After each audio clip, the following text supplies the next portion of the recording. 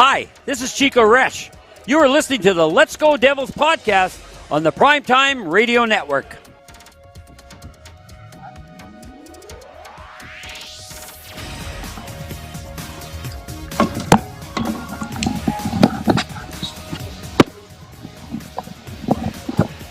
Happy Devils Wednesday. This is Game Day Live. Let's Go Devils podcast. Sorry, Vinny, a little bit technical difficulties. I always get that mixed up, the headsets. Channel 1, Channel 2, as we're here at Taj Lounge 973. I'm your host, Sam Wu, here with Vinny Parisi at pucksandpitchforks.com. Talking Devils hockey. Devils take on the Philadelphia Flyers. Tonight at The Rock, it's a stripe-out game. Did you see Instagram, on the Devils' Instagram, that are they giving away towels to create that stripe? Oh, yeah. Happy Devils Wednesday to you, Sam. It does look like it is a stripe-out type of game for the Devils. They are wearing their black alternate jerseys with the white stripes on the shoulders and the socks for the first time ever. It'll be the first time the New Jersey Devils ever wear a true alternate jersey. And, yeah, it looks like they're handing out some towels, and they're on the different seats across the rink to create the illusion of stripes when you look at it from a bird's eye view. So I actually think it's really cool what they're doing. I wish the team was playing a little better on the ice going into this game so we could be a little more excited for that instead of some jerseys. But, it is what it is. Their team's playing the way they are, but hopefully they at least look good while playing tonight, because I think they will. Yeah, well, this is what I'm eating at Taj Lounge 973. I'm changing it up. Last Monday I had the salmon. Didn't work out too well. We got one loser point. I'm going with the wings. I'm going with the buffalo wings tonight and the catfish on the menu here at Taj Lounge 973. Also, Facebook Live, there's a lot of comments. Corey Towner, right? Sam, great podcast earlier. You spoke what we are all feeling. Vinny, I don't know if you listened to the Woo Report at noontime today, but normally a Woo Report is 5-10 minutes for your afternoon drive. I went 35 minutes and basically boiled down to what's wrong with the New Jersey Devils. Fans are pissed. The rebuild has gone too long. It's been going since 2015. It's been 6 years. If you add in the 2 years grace period that I usually give new owners, 2013 when they took over this team, it's taken too long. The team needs leadership right now. Where is it coming from? I don't know.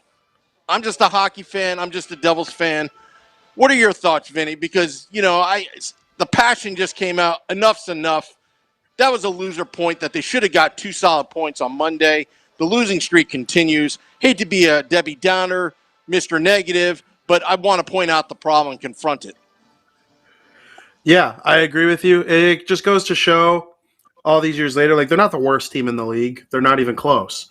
They're a middle of the pack team, but after 6 years of a true rebuild, you'd hope they'd be a little bit better than a middle of the pack team. You've seen teams win a Stanley Cup, rebuild, and get back into contention since the last time the Devils were a true contender. So it's really kind of annoying watching it unfold the way that it has. Like, the Devils were good the year the Rangers announced that they were going to rebuild. And then that year, the Devils kind of fell off towards the end. They did make the playoffs, but, Taylor Hall, the whole stuff happened there. And since then, the Rangers have rebuilt and gotten back into contention. And so it's disgusting. There's no doubt about it. I agree with that. I did listen to the Woo Report, and I listened to everything you said. And, I agree with your passion. I agree with everything. I don't think the current team is as bad as they've played in the last 10 games. I do think there's more positives to take out of this year than the last 2 years combined so far. I like the way Jack Hughes looks. I think Nico Hischier needs to add more offense to his game, but he's an all-around good player. Jesper Bratt and Janssen have looked good together. There have been some disappointments, but the signing of Dougie Hamilton, Mackenzie Blackwood's a great goaltender. There are so many things to be happy about, but the winning just hasn't come with all of this great talent that the Devils have acquired. And it kind of goes to show how tough of a spot they were in at one point. Like, when they lost Zach Parise, David Clarkson, and Ilya Kovalchuk within a span of 400 days, it was as bleak of a team as there was in the league. It was probably the least good-looking job in terms of a general manager or a coach, because, like, you're trying to win games with Travis Zajac, Adam Henrique, and Jaromir Jagr in his early 40s. Michael Ryder. Was it Michael Ryder? Michael Ryder, Mike Camilleri. It was rough following the first couple years after going to the Stanley Cup final in 2012. And that team even had its holes. The defense wasn't that good. Zidlitsky and stuff wasn't, like, the exact defense that it needs to be. So I think there have been a lot of bad things to happen to this team that kind of led them to where they are right now. But, we should be getting near the point in time where they start to take a turn as a franchise, and it's kind of disappointing that they haven't. I agree with you, and we should give credit where credit's due. Tom Fitzgerald did a great job in the offseason, but I think the point I'm trying to make here is, first off, it's not just the past few games.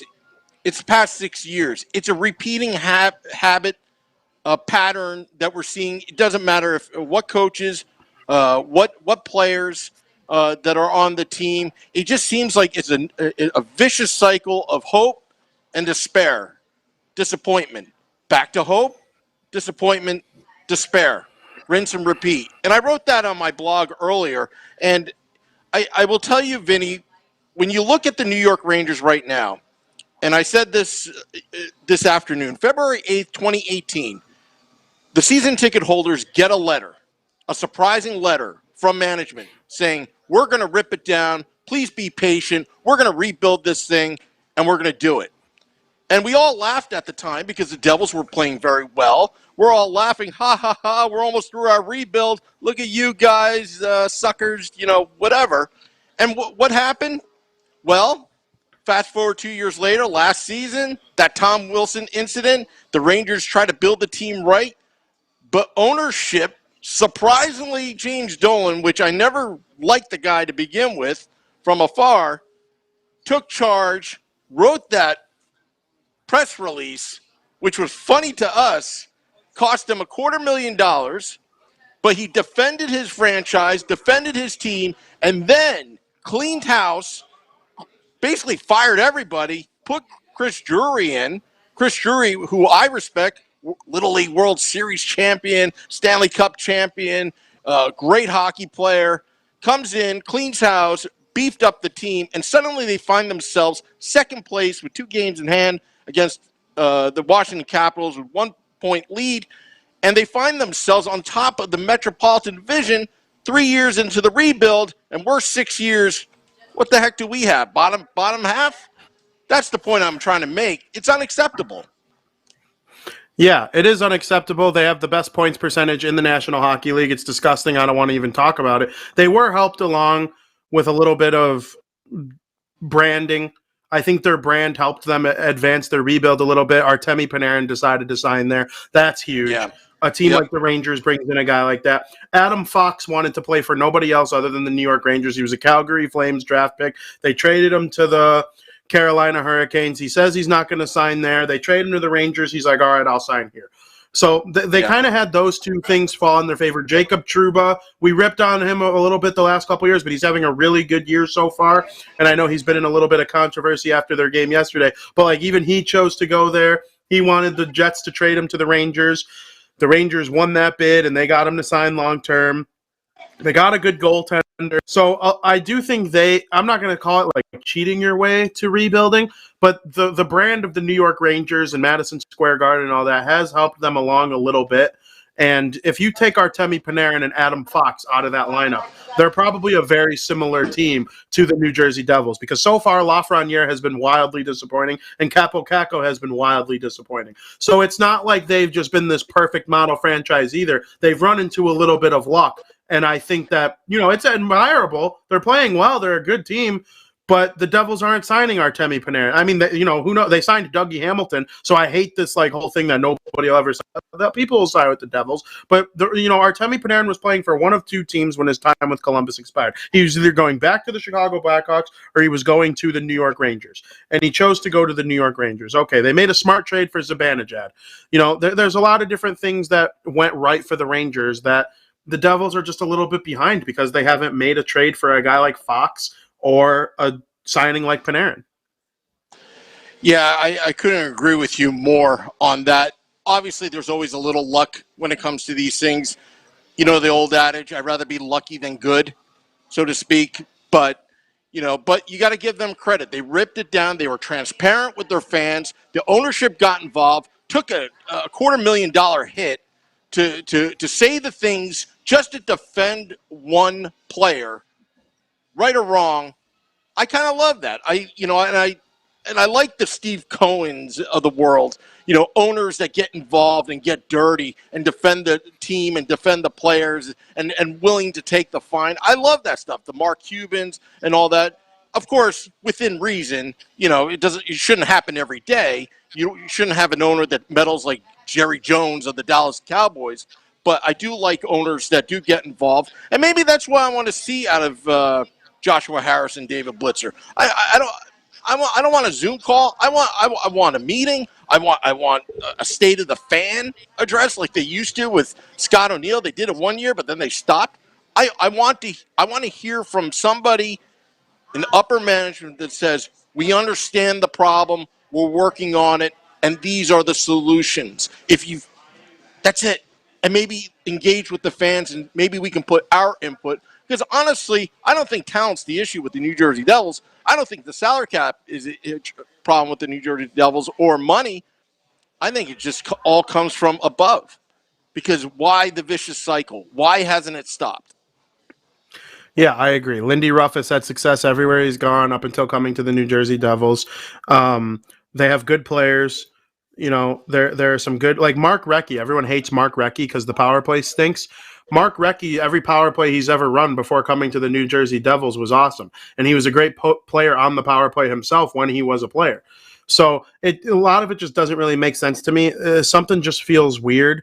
It would be nice to see them just come out of it and prove that it was like a young team learning the way. But I mean, it's been a disaster over the last couple of years. And I agree with you with the owners and stuff. The Devils are the second most important team to the Harrison Blitzer organization or whatever you want to call it. But I mean, hopefully something's got to give soon because it sucks because they're still in this. Like they're behind 6 points of the last wild card spot, and they have 3 games in hand over the Detroit Red Wings who hold it. So it's not like they're just way out of it. They're not the New York Islanders right now. They're not the Montreal Canadiens right now. So, I mean, things could certainly be worse. They haven't played well lately, and a lot of it is against good teams in the Western Conference. But, like, that shouldn't be really much of an excuse anymore, because you got to beat good teams in order to make it to the postseason. You can't just, and when you do play a team like the Ottawa Senators, who's not that good, and you don't even win. So it's not like you can use the good teams as an excuse for like why some of this losing has occurred. Like the Minnesota Wild are great, and they're going to smoke you 6-2 every now and then, but then you can't come back and lose in a shootout to the Ottawa Senators. I know they had their chances and the goaltending was pretty good, but I'm with you. It's time to finally hear from this team and hear from them on like what they think the issue is and what's going to get it to change. And it sucks that they're just year after year. In October we have hope, they play well, and then by December, the first week of December, here we are. Why is this happening again? Are they going to be in last place by Christmas? When are the Islanders going to pass them? Who's going to score the next goal against them from the Rangers? How many points will Panarin have? It's just, it sucks how year after year it's basically been the same movie. Exactly. And well said, Vinny, because every Christmas now used to be a fun time. It used to be a fun time years ago. But every Christmas now I'm looking at the 2022 NHL draft. I don't want to look at that by Christmas, who the Devils are going to get. But, I think the cycle of losing, it started to take a toll on me as a fan. And a lot of fans have told me that I'm saying the things that they're thinking, but they haven't said out loud yet. And I'll say this, that, as the losing continues, and I'm talking overall, I'm not talking just last 4 games, this will start to become a generational thing where the Devils brand itself will get tarnished for free agents, players that would want to come to New Jersey, aside from money, because they've got plenty of cap space. And that's concerning to me, because right now you're 6 years, 8 years into this rebuild. Suddenly it become a decade, 2 decades, and suddenly New Jersey's just not the place to be. Second fiddle to New York. You have to be better than that. You have to be better and win games decisively. None of this, hey, we had a great night that one night. No, you got to build on it, snowball, because if you don't stop it now, Vinny, this whole season will be lost. Trust me on it. It will be lost. You don't want to see another April and, March and April, because the season ends in end of April, where they just miraculously come back, just like the one season before COVID stoppage, where that February Mac Black was lights out. He was pitching shutouts. He almost went undefeated in February if it wasn't for that 29th day. All that. I want to see consistency from game 1 to game 82, and the Devils actually physically will themselves into the playoffs with structure and with confidence and with that line of reaching to their full potential. Yeah, I mean, that year, if they get one extra win, they probably get an invite to the bubble once it returned from the COVID-19 pause. But, I mean, if Taylor Hall didn't put the team on his back in 2017-18 and 93 points them into the postseason, we'd be a Buffalo Sabres playoff appearance away from being the longest drought in the NHL. And so the one postseason appearance in the last 9 years is just, it's not great. Like you mentioned, it's going to tarnish what people think of this team. Back in the day, in 2010, you think of the Devils, and it's like, okay, this is this team that went from Danico, Niedermeyer, Stevens, and Brodeur, and then Patrick Elias starts to show up halfway through, and you get a guy like Scott Gomez, and then in the mid-2000s, you find someone like Zach Parise with Jamie Langenbrunner, and it's like all just year after year, all this new talent starts to come in, and you supplement the Parises with the Clarksons and the Kovalchuks, and you draft Adam Henrique in the first round, and all of this winning just seems to be like never-ending from the Devils' point of view. And all the 30 goal scorers leave in the same span of 400 days, and the whole team just goes to crap from there, and they're never able to pick themselves out of it. And so for the last 10 years, they've been known as like a losing team after 2.5 decades of being known as one of the great winning teams in the league. Like, they were right there with the Penguins and the Red Wings and the Avalanche. And then when that shift started to turn into the Blackhawks, the Kings, and the Penguins again, it's like, well, the Devils just fell way out. And it's just not been cool to see over the last many years. Like, this loss to the Ottawa Senators last week is really when stuff really started to become prominent among the fan base of people just talking badly about them. Yeah. And all right, enough of the negativity. Enough of that. We got Devils Flyers tonight at the Rock. This is Game Day Live on the Let's Go Devils podcast platforms at Taj Lounge 973, where I'm going to eat the buffalo wings and the catfish to kind of spur the winning mindset and momentum. But I got to tell you, Vinny, last Monday, or was it Monday or Tuesday, a couple days ago, you know what numbed the pain of just getting 1 point against the Ottawa Senators? Is watching a police canine, a dog from the Philadelphia Police Department, walk onto Wells Fargo Center ice and decides to poop on the Flyers logo. You couldn't have scripted it better, especially the way the team's going in the last 6 weeks. Wanted to get your thoughts because I just ran that video over and over and over again. Yeah, to me, there's nothing funnier than a dog doing his business on a Flyers logo, whether it be number 1 or number 2. You always love to see it. It's also a fact that the last time the New Jersey Devils won a hockey game came on Sunday, November 28th, when they beat the Philadelphia Flyers by a final score of 5-2, a game you predicted the score 100% perfect, not to brag. And it's hopefully going to serve again tonight as a test for this team to try and get back into it and maybe play a solid game at home against the Flyers with their new jerseys. Hopefully they're pumped up to be wearing this stuff. All the content from the team's main site today has been about that and rocking these new sweet jerseys that everybody in the organization loves or pretends to love. But the Flyers are in a tough spot. They made some coaching changes lately. Mike Yeo is going to be their head coach following the dismissal of Alain Vigneault, and I believe they played once since then, and they did, in fact, okay, maybe they didn't play since then. But either way, it's a team that's been reeling. They're way lower than the Devils in the standings. They're not even really close to NHL 500 right now at an 8-11-4 record, 3 less standings than the Devils. Goal differential is significantly worse. They're at -23, and the Devils are at -12. So if there was a game, and I know we said this last week against Ottawa, but Ottawa is anything but a soft team, in my opinion. They might not be like a good team right now. They have a lot of up-and-coming skill, and I think they will be good in short order, but at least they give you like a tough game basically every time. The Flyers just seem dead. So if you're the Devils and you go out there and lay an egg against them, it's going to be tough. It's going to be a really, really bad look. Yeah, and again, you can't rely on this. I'm rebuilding a franchise. I'm relying on a hope right now that maybe the new era really will come in, as the marketing people say about these new jerseys. But I don't know. I'll believe it when I see it.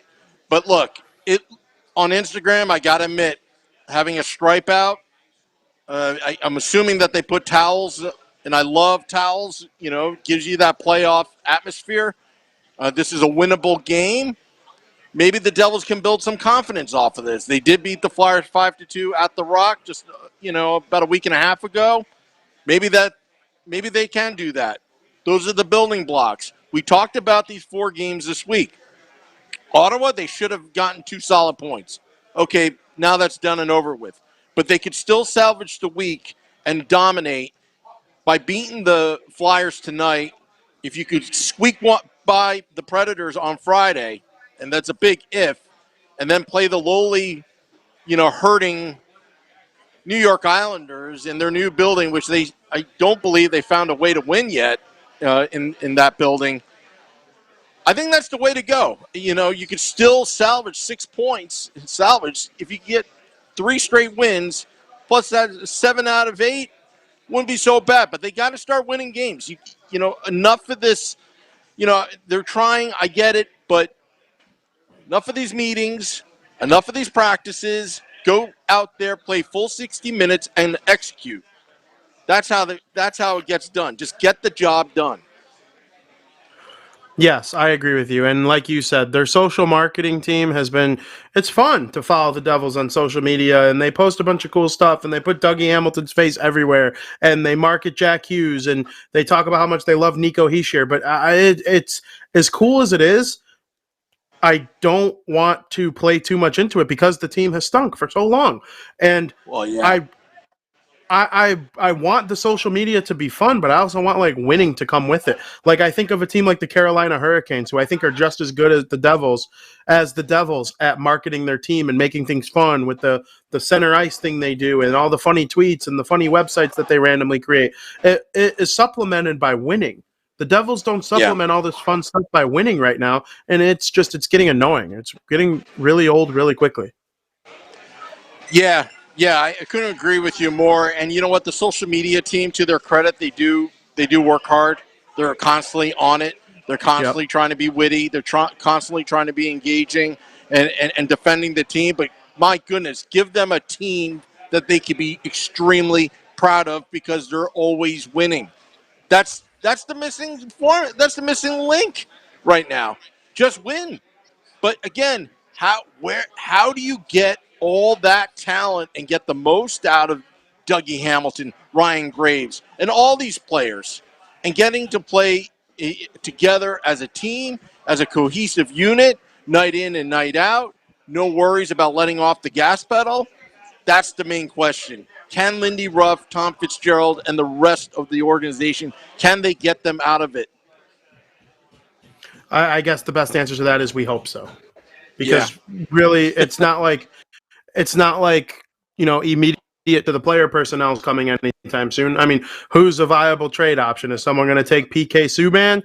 Is someone going to acquire none of their young Thomas Tatar? Like, it's not like they're trading Nico unless like the package is just like outstanding. They're not going to trade Jack Hughes, certainly. Dougie Hamilton just signed it. So like eventually it's going to have to come at the face of the coaching staff and even the assistant coaches. Like, what is Elaine Nasreddine even still doing here? I don't understand the whole thing. So hopefully they make a change if the losing continues. Yeah, absolutely, Vinny. Well, we got a few minutes left. I know we're going to do predictions. I'm starting to do two predictions right now because it's always Jekyll and Hyde with the New Jersey Devils. Last game, they did show up right from the get-go, getting that early goal. That's going to be one of the keys to the game. Get that first goal in the net so you're not playing catch-up, especially with the Philadelphia Flyers that are hungry for a goal, slumping right now, looking for a reason for Mike Yeo and the crew to get in the win column. You don't want this team to hang around. You want to put them away and put them away fast. I think that's one of the keys to the game, Vinny. I'm going to go here. I'm very pessimistic right now.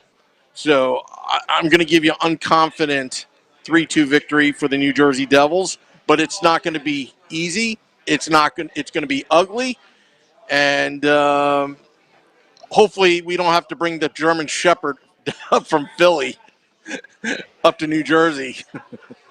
Yeah, I would hate to see I would hate to see a German Shepherd come to the Prudential Center and let one go on the Devils logo. That is not something I would want to see. No, but I'm going to stick with you. By the way, yeah, absolutely. I'm going to stick with you, and I'm going to pick the Devils to win. Unfortunately, because they've made me look wrong for like 5 straight weeks now, or 5 straight games now, or however many it is. But I'm going to stick with it, and I'm going to say a 3-1 Devils victory. I agree with you. It's not going to be easy. The Flyers have some good players. Keith Yandel and Provorov, they create from the back end. They got forwards like Giroux and Couturier and all these guys that are pretty good. There's some good goaltending, but hopefully the Devils are just able to figure it out tonight because I think it's as important of a game as they will play in the entire month of December tonight. I couldn't agree with you more, Vinny. Vinny, thank you for joining us from the confines of your home studio out in Chicago. I think Nick Volano will be here next Thursday, here at Taj Lounge 973, which is across the street from Prudential Center, 35 Edison Place. Come out and see Nick next week. Vinny, you're not going to be here Friday, right? I'm not going to be here Friday. I will be replaced by a very special guest. I don't know if you're ready to announce it yet, but it's Oh yeah, odd yeah, to it's hear. confirmed. Okay, so He's filling Chico in Resch for will be you. in. Yeah, Chico Resch. That's honestly wild. Yeah, Chico Resch is filling in for Vinny Parisi this Friday here at Taj Lounge 973 before the Devils take on the Nashville Predators. It's a triple header Wednesday. We're going to do the State of the Fan address at its regular time at 8:30 p.m. Eastern. During the game, we've got a special guest coming on from the confines of his own home in California, Tyler, I think, Blazinski, founder of SB Nation and founder of Vox Media. He will be on the State of the Fan address tonight while I'm here at Taj Lounge 973, and Nick is in confines of his own studio in Tampa, Florida. And then after the game, we will be here at Taj Lounge 973 for Devils After Dark. Post-game, Scotty from SiriusXM Liquid Metal and I will recap the game that was. Hopefully it will be a happy Devils recap. Hopefully. And we'd love to see you here at Taj Lounge 973. Grab a drink before you go home. We may be celebrating. Hopefully we're celebrating Vinny. And that's all I have to say. Absolutely. Hopefully it's a big win and the Devils are able to get it done. And, as you like to say, let's go Devils. Yep. This is Game Day Live. Enjoy the game, everybody. This is Let's Go Devils.